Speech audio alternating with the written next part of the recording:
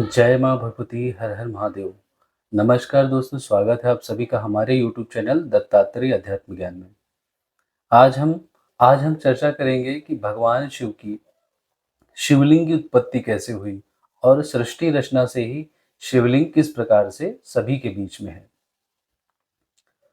तो जब हम शिव महापुराण की कथा का आनंद लेते हैं तो हमें शिव महापुराण के विद्येश्वर संहिता में ही यह व्याख्यान मिलता है कि जब सृष्टि प्रारंभ हुई तो भगवान शिव ने भगवान विष्णु को उत्पन्न किया और उसके बाद भगवान विष्णु के नाभि कमल से ब्रह्मा जी की उत्पत्ति हुई। और ब्रह्मा जी की उत्पत्ति के बाद दरअसल भगवान विष्णु के नाभि से जो कमल निकला था, जो हम आजकल वीडियो हो या फोटोज हो उनमें हम देखते हैं कि एक साथ ही दोनों लोग दिखते हैं, ब्रह्मा जी और नीचे विष्णु भगवान। लेकिन ऐसा नहीं था। जब ब्रह्मा जी कमल से अपने आप को देखते हैं कि मैं हूँ, लेकिन इस कमल के नीचे जो जहाँ से कमल जुड़ा हुआ है अर्थात उनकी नाभि से, तो वो कमल के रास्ते ही नीचे बढ़ते हैं, लेकिन कई हजार सालों तक नीचे जाने के बाद भी उनको मार्ग नहीं मिलता। और इसी कारण से वे वापस ऊपर आकर के कमल पर वापस बैठकर तपस्या करने लगते हैं, जिससे उनको उनके पिता का ज्ञान हो कि उनको किसने उत्पन्न किया।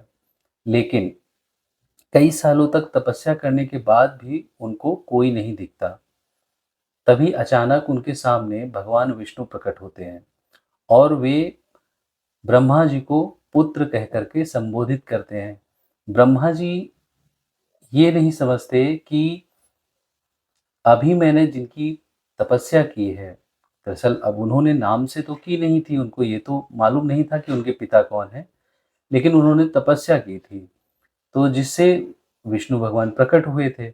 लेकिन ब्रह्मा जी इतने अहंकार में परिपूर्ण हो गए थे कि उन्होंने उनको पहचाना नहीं और उन्होंने भगवान विष्णु से ही कहा कि मेरी तपस्या के फल से ही तुम प्रकट हुए हो, तो तुम मेरे पुत्र हो।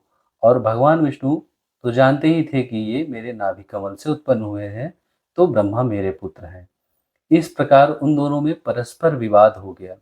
भगवान शिव उन दोनों के उस विवाद के बीच में अग्नि रूप स्तंभ के रूप में वहां प्रकट हुए।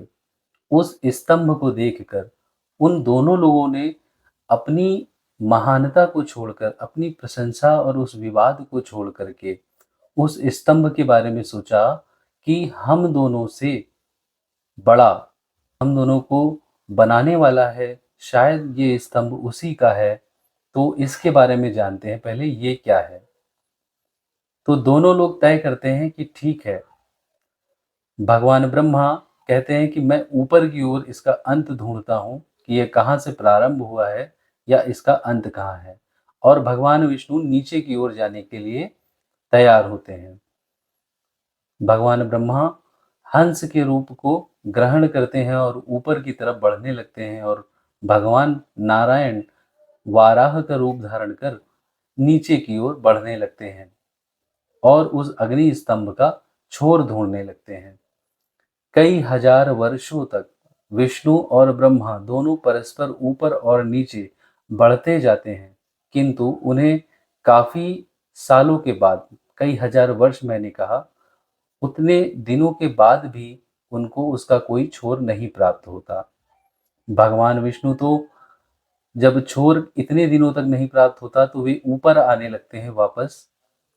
लेकिन भगवान ब्रह्मा जो हैं, ब्रह्मदेव, ऊपर से उनको केतकी का पुष्प, जब वे ऊपर जा रहे थे तो ऊपर से उनको केतकी पुष्प कहीं दिखाई पड़ता है और वे उस केतक के पुष्प से कहते हैं कि तुम यहाँ कैसे आए और तुमने इसका छोर देखा है। तो वो केतक का पुष्प उनसे कहता है कि मैंने इसका छोर नहीं देखा है और मैं नहीं जानता कि ये कौन है।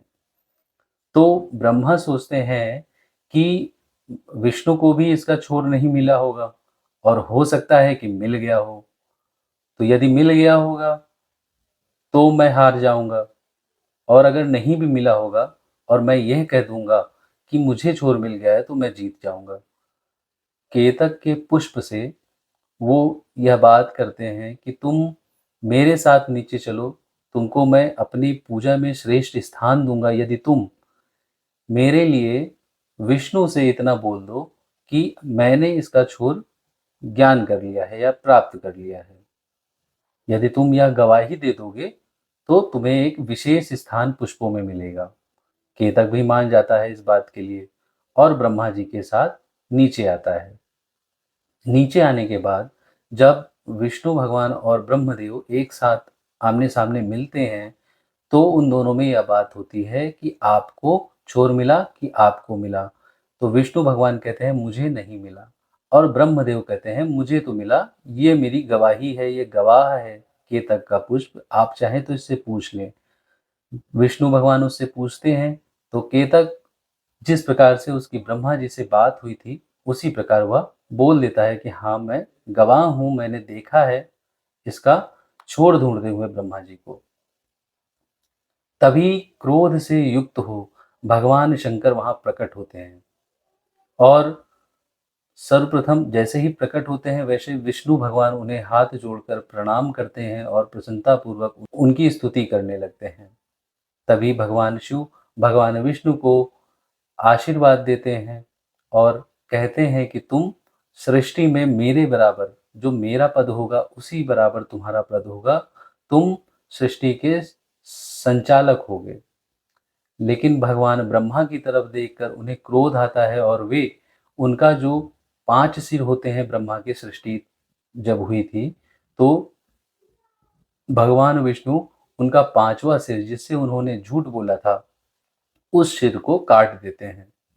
सिरोच्छेदन के बाद भगवान ब्रह्मा भी उनके समक्ष नतमस्तक हो जाते हैं और अपनी गलती की क्षमा मांगने लगते हैं। साथ ही भगवान विष्णु भी ब्रह्मा को माफ करने के लिए कहते हैं और भगवान शिव विष्णु और ब्रह्मा की स्तुति और उनके कहने की वजह से वो ब्रह्मदेव को क्षमा कर देते हैं। लेकिन उन्हें साथ में यह श्राप भी मिलता है कि आपकी ब्रह्मदेव की अर्थात कभी भी किसी भी लोक में पूजन नहीं होगा। साथ ही वे यह भी बताते हैं कि आगे चलकर ब्रह्मदेव के द्वारा ही एक उनकी भ्रकुटी के बीच से रुद्र का अवतार होगा जो कि ब्रह्मदेव का पुत्र होगा और वो शिव के समान होगा और उनके साथ शिव रूप अर्थात रुद्र रूप से रहेगा, लेकिन वह शिव समान ही रहेगा जो कि संहार कारक होगा, संसार का संहार करेगा। तो यहाँ से उत्पत्ति होती है शिवलिंग की। इसके बाद हमें शिव महापुराण की कथा में शिवलिंग की पूजन किस प्रकार से करना चाहिए, शिवलिंग किस प्रकार का होना चाहिए, किस प्रकार के शिवलिंग से क्या फल प्राप्ति होती है, शिवलिंग पे क्या चढ़ाना चाहिए, रुद्राक्ष और भस्म आदि की महिमा आदि बताई गई है। तो हमारे चैनल दत्तात्रेय अध्यात्म ज्ञान में मैंने यह कोशिश करी है कि शिव महापुराण यदि कई सारे ऐसे लोग हैं जो स्वयं पाठ नहीं कर पाते और जो हमारे भागवताचार्य कथा करते हैं, तो उसमें समय की कमी होने के कारण वो लोग पूर्ण रूप से जैसी कथा लिखी है उस प्रकार से आपको नहीं सुना पाते। एक सारांश रूप में सुनाते हैं और मेन उनका मकसद होता है कि कथा का जो सार है वो आप तक पहुँचा दें। लेकिन जब कथा जैसी लिखी हुई है वैसी आप सुनेंगे तो मुझे ऐसा लगता है कि 2 ही उसमें एक लाइन के कई मतलब हो समझ सकता है व्यक्ति। हर व्यक्ति की अपनी अलग समझ है और उस हिसाब से उस लाइन का मतलब व्यक्ति अलग समझ सकता है।